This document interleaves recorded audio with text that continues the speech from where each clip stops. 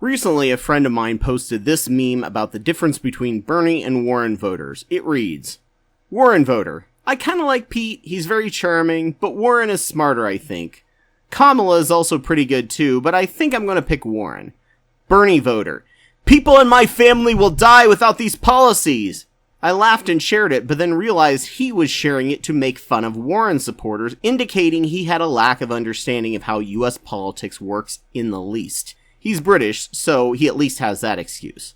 The problem with everything about this post is twofold and cuts to the heart of the divide in the 2016 primary. One is that a two-party system relies on a big tent coalition with people of varying beliefs and ideas to come together for a compromise they can all kind of agree on.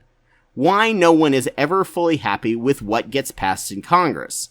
A good compromise is when everyone comes away unhappy. With most of us who understand how government and compromise works, we're okay with certain past voting records because that was A, what the voters voted for and representatives represent their voters, and B, literally the only way anything will ever get done in Congress is through compromise.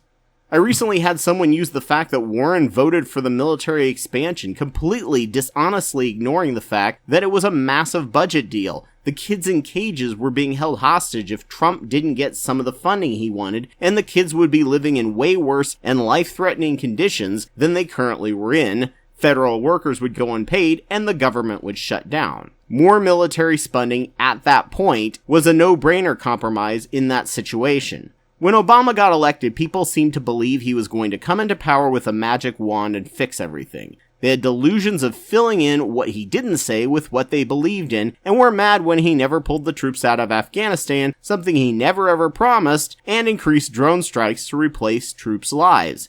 That disillusionment of Obama because they were new voters and didn't understand how politics works was one of the reasons why some even switched to Trump.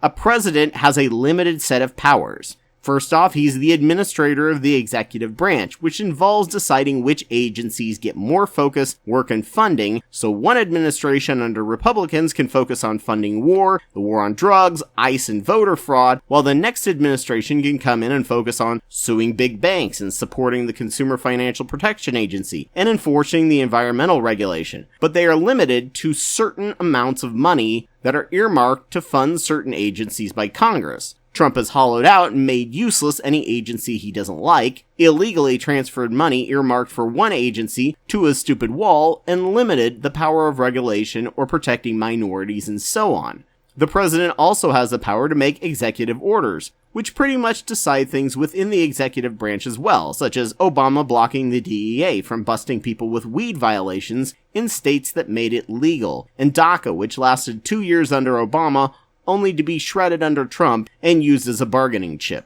Trump also changed the executive branch to make an arbitrary law as to where asylum seekers can cross, and then when they cross, where they always did before, he declared them crossing illegally and separated kids from their parents and locked them in concentration camps, clogged up the immigration courts, and now won't let any asylum seekers in because of the lack of resources they created. The Congress also gave the president the power to send troops into foreign nations for 60 days without congressional approval, something I think should require at least a sign-off of either the House or the Senate Speaker, as no one should have that kind of power, much like the use of nukes should. That said, the Patriot Act expanded the president's powers even further, which is why Obama got involved with the Syrian crisis, as he was charged by Congress to deal with the war on terror militarily, and ISIL was pretty much the worst terrorist organization on the planet at the time. The GOP Congress refused to vote on any expansion or reduction in the war on Syria, so Obama was in a holding pattern, mandated by Congress to fight terrorism, but unable to expand or change tactics to actually be effective. Instead of giving him power or letting him stop, they instead just went on TV and criticized him for how he was doing it, knowing full well it was mostly their fault, just like Benghazi, as to why this was going so poorly, but they didn't want to take any responsibility for anything, and if they repeated it enough, people would believe it, and they did. Under Trump, the House under Paul Ryan even passed a bill to strip back some of Trump's military power for fear of how he could abuse it, but Moscow Mitch let the bill die, and we abandoned the Kurds. Obama also promised to close Guantanamo, but the GOP blocked any effort to do that after the 2010 election. Prior to that, he was working to draw down the number of Guantanamo. Obama and Pelosi were also all ready to give a single-payer or public option, but Harry Reid refused to end the no-effort secret filibuster that required 60 votes instead of 51 to pass anything, so we ended up with a better, but still not great healthcare system created by the Heritage Foundation and promoted by Reagan. The Republicans immediately attacked as socialism, even though it was the furthest thing from socialism you could get, except for the most impoverished people with Medicaid expansion. Obama was also a terrible negotiator, pretty much giving the GOP everything they wanted, and McConnell is now on record saying that no matter what, they would stonewall and call socialists anything Obama wanted to do. One of my biggest concerns about Bernie was my lenses were covered by my experience with Obama, and Bernie was known for being difficult to get along with in the Senate, and didn't work well with others, and refused to compromise on a lot. So I was worried that nothing would get done for the opposite reason that Obama couldn't get anything done. Ending the no-effort filibuster would force parties to actually take responsibility for their actions, even if we don't like those actions, instead of ensuring complete inaction and people then just view all Congress as being all bad and ineffectual. We would know who to blame. Obama promised everything Hillary promised, but more in 2008, and he ended up doing what Hillary promised in the end, if that, which is why I trusted Hillary over Bernie, even though I agreed with Bernie on more things, for her to be right about what she could and would do after I had voted for Obama, and he was completely wrong. With McConnell as a leader of the GOP in the Senate, I couldn't see Bernie having the political savvy to get anything through Congress even close to his liking. McConnell was actually one of the biggest reasons I voted for Hillary over Bernie. With an actually functioning government, I may have voted for Bernie. The president also has the power to sign or veto a bill, and appoint a Supreme Court justice along with all the lower courts, ambassadors, and heads of agency and cabinet members, which is probably their most important and long-lasting power, which we have all seen the long-term devastating impacts of a Republican president and Senate combined, as Trump has appointed more lower court judges than any president in history, thanks to McConnell blocking most of Obama's appointments from getting a vote at all, even though most of them would have passed with an up or down vote. Which is why, even if you believe both sides are just as bad, like with the Trump-Hillary choice, y'all fucked up and have seen the consequences of not voting for the Democrat, as these new judges will end up shredding decades of progressive precedent for the decades to come because people couldn't bring themselves to vote for Hillary. And that's pretty much it. All their powers. There's a reason Hillary refused to promise anything she didn't feel like she had the voting power to actually accomplish.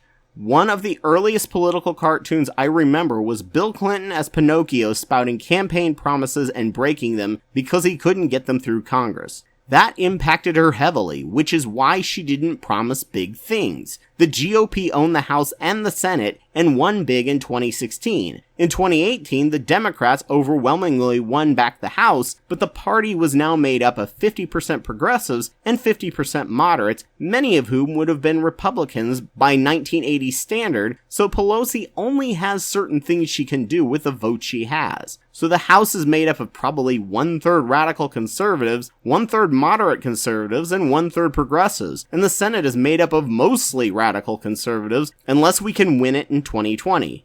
For all of Warren's plans, she'll only get through a modest amount, though, and have to compromise on it. For all of Bernie's promises, he won't be able to pass most of them. He can't bring a vote to the floor. He has to passively wait for the House, and then the Senate to pass it, and then he can sign it into law. He won't have any power to get the ball rolling on any of his plans. People like AOC can bring it forward, but then a committee has to vote on if the plan can even make it to the floor. Well, they'll pass a bunch of amendments, addendums, make changes, and possibly add poison pills to get it to the floor. Even then, it's up to the House and the Senate leader to actually allow the bill to come to the floor, and then unless we end the no-effort filibuster, it's still going to require 60 Senate votes to pass, which pretty much 100% ensures that single-payer will get watered down to just public option, no matter who wins the presidency, if we're lucky enough to regain the Senate and keep the House. That is why most presidential candidates are promising public option and not single payer, because they don't want to be called liars, and Warren isn't 100% on whether it's a better idea to not promise what we probably can't get, or to start off with a more powerful bargaining chip of going for Bernie's plan to ensure we at least get a public option. Even Bernie's plan starts off with public option and gradually shifts us to single payer, which is why I support it. But why, if you know anything about how bills become law, and most of y'all seem to have skipped Schoolhouse Rock, the president has little to no power in these areas.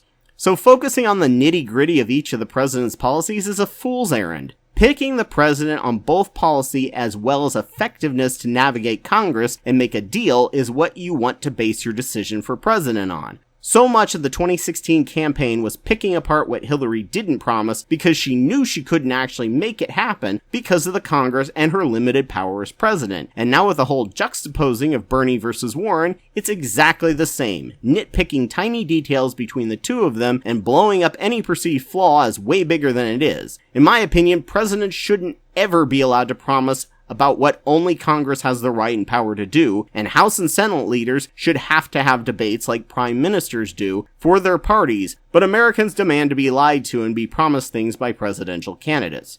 So if you're pinning all your hopes on Bernie or Warren to come be a savior, you're gonna be just as disillusioned as Obama voters were. A Congress is made up of so many different opinions, none of the socialist progressive policies will get through completely unless we change the makeup of Congress and educate red areas of the states on progressive ideas and how they're voting against their own self-interest by voting for Republicans. People like Ilhan Omar and AOC are more important long-term strategy-wise than Bernie getting the presidency. And until we have ranked choice voting or approval voting in every state like Maine now has, the presidential candidate will have to appeal to all the party, including the 50% that are essentially Reagan Republicans, and especially the black community, many that would be Republicans, but they know that the GOP be racist as hell. Don't get your hopes up. Don't pin all your hopes on the president. Don't believe the hype around your candidate. Pick the best one you think can help shepherd and negotiate the best version of their plan that in the end after passing through Congress will still end up probably the same bill no matter which president we pick.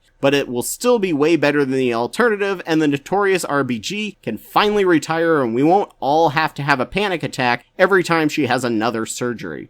This understanding of the weakness and limited powers of the president is something most of us who are old hats at voting understood, but what newbies failed to grasp at all, and we couldn't see what they didn't understand and explain any of this, and with the troll and bot farm mucking up the conversation, we couldn't get past the nasty rhetoric of many fake Bernie and Hillary bots that pitted us against each other to reach out and understand this misunderstanding about how bills become laws and how presidents don't make laws. Congress does. Which is why that post is funny for people on both sides. People on the Bernie side view us all as wishy-washy, and Bernie as a great savior that will save the world. People on the Warren side know that it's up to Congress, and nothing the president promises will actually ever happen close to what they're promising after it makes it through Congress, and we view many of the Bernie supporters as naive kids who believe Super Bernie is going to come and save them, and they'll all die if he doesn't get elected. Sadly, that elicits condescension instead of understanding from our side, which just further generates animosity.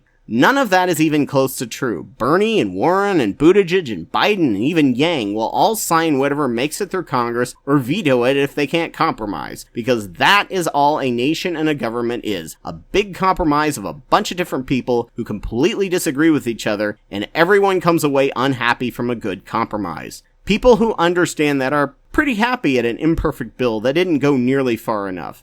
People who don't get mad if they don't get everything they want and pout. Vote your conscience, vote for what you want, but no matter what the person promises or proposes, Congress will decide what actually happens. So don't freak out and please get over the purity test, or we'll have 4 more years of Trump and the planet and the nation can't survive that.